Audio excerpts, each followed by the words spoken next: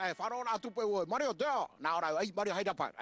Mai tei te mahana, te oro o whari rei o tau te whanhora whare maa hoi tātato hare roa, e kia rea, hurumapiti hope roa ia. No atu e mahana toru, hurupotori mai rā ono. Tātato tumu parau rei, tei e mahana te parau no te monoi e te morau e atoa, iara wai tātou i tau atu ara. Te atatara tu ho tawari o, paru ra vai ni mai, ta, i tō te hakarame, ai te pai e mua arahi pua ana pora.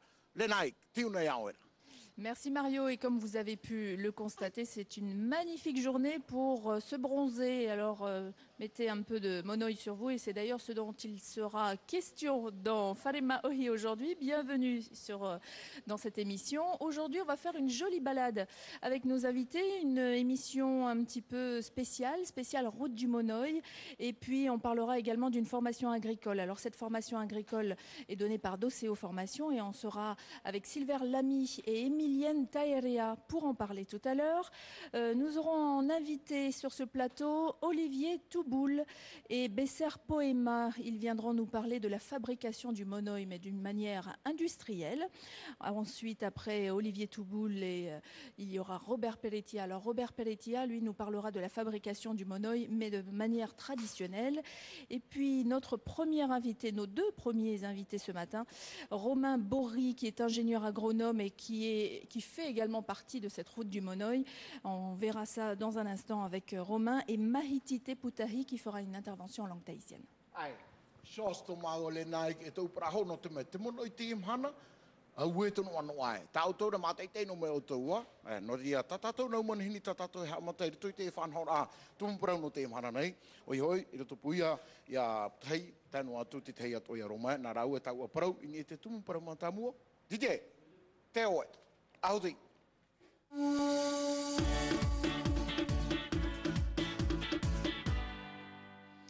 Romain, bonjour.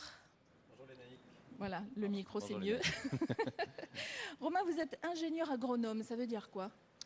Ça veut dire que j'ai fait des études qui me conduisent à faire le métier d'agriculteur ou d'agronome, ou tout métier lié à l'agriculture plus généralement, quoi. Et c'est ce que vous avez fait avec Tahiti Plantation. Alors parlez-nous en quelques mots de votre entreprise. Alors c'est une entreprise qui a été lancée il y a 5 ans et donc qui se spécialise dans la production de fleurs de tiare. On fait aussi d'autres spéculations, d'autres productions fruitières, légumières. Mais le produit phare de Tahiti Plantation, c'est la fleur de tiare Tahiti. Alors vous nous en avez apporté, on en voit quelques-unes sur le plateau. Voilà. Et puis une nouvelle aventure pour vous, puisque vous faites maintenant partie de la route du monoï. Vous êtes l'arrêt numéro 17. L'arrêt numéro 17. Et alors, quand on vient chez vous, qu'est-ce qu'on apprend ? Alors ça, c'est une volonté qu'on a eue il y a 2 ans, et puis on a croisé le chemin d'Eric Waxler et celui du groupement interprofessionnel des producteurs de monoï. Et donc on a décidé, c'était déjà un peu notre idée d'ouvrir la plantation aux visiteurs. On avait cette intention-là.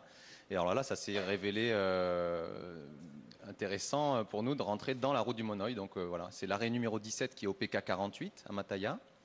Et on y propose une visite guidée dans les champs de tiare. Voilà, on va voir des images, on va aller un petit peu chez vous.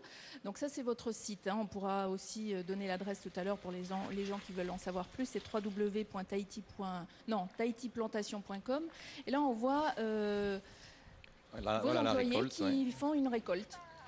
Exactement. On travaille donc nous en tant qu'agriculteurs producteurs de fleurs du lundi au samedi. On récolte les fleurs tous les matins, qu'on commercialise ensuite sur Tahiti essentiellement. On a également deux autres manières de commercialiser nos fleurs. Ce sont les colis pré-embarqués. Hein, le jour de votre départ en avion, on vient vous livrer une boîte qui est prête à traverser les frontières douanières, on va dire. Et grâce au site internet que vous avez vu tout à l'heure, on expédie des fleurs à l'étranger. Voilà. Alors en termes botaniques, la fleur de tiare est une fleur endémique du territoire ? Ça se dit, en effet. On la retrouve ailleurs et on soupçonne qu'elle soit originaire de Micronésie à l'origine. Maintenant, 98% des plantes tiare Tahiti sont vivants en Polynésie. Donc on peut dire qu'elle est endémique en quelque sorte. Et quand on était venu vous voir pour tourner ces images, vous expliquez en fait aux touristes qui viennent vous voir tout ce qui est autour de la botanique de la flore. Donc il y a 2 variétés que vous avez dans votre plantation d'ailleurs, une d'Hawaï et une de Tahiti. Quelle est la différence ? Alors, dans le règne des gardénias, on a 250 cultivars différents, mais en Polynésie et dans le Pacifique Sud, on a deux variétés. Donc, ils sont Gardenia tahitensis, que tout le monde connaît, hein, la fleur de Tiare Tahiti, et son frère de Hawaï, Gardenia brigami, qui lui a la particularité en fait d'être fertile et donc de produire des fruits. Et ça, vous l'expliquez bien hein, pendant la visite. C'est-à-dire que vous montrez le plant de tiare, donc la fleur de tiare localement. Vous expliquez comment se fait La la fécondation. fécondation, voilà, avec les abeilles, entre autres. Oui, voilà, on essaye d'expliquer la partie botanique de la plante qui est très intéressante. C'est quand même impressionnant qu'elle soit arrivée jusqu'ici en plein milieu du Pacifique.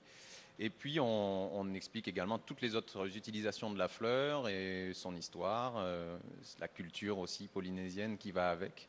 Alors, il y a une chose aussi qui a amusé beaucoup les touristes. On était avec des Japonais hein, le jour où on est venu tourner ces images.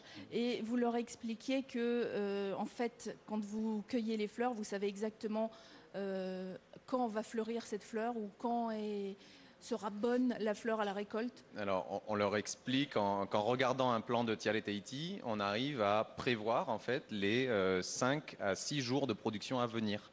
Donc, on fait un petit jeu avec eux où on récolte les fleurs, on essaie de trouver les différents stades de développement de la fleur pour leur montrer que voilà, c'est une plante qui est très florifère finalement. Et alors, moi aujourd'hui, avec ma fleur là, qui est là, Ouais. parce que ça aussi, vous l'expliquez aux touristes, vous leur dites quoi? C'est Alors sympa, il faut c'est le la petite dire. anecdote Voilà. à la fin de la visite, oui, c'est pour savoir, on explique aux touristes comment porter la fleur de tiare et avec les symboliques qu'il y a en fonction du côté duquel on porte la fleur et si là, elle est je fermée suis ou ouverte.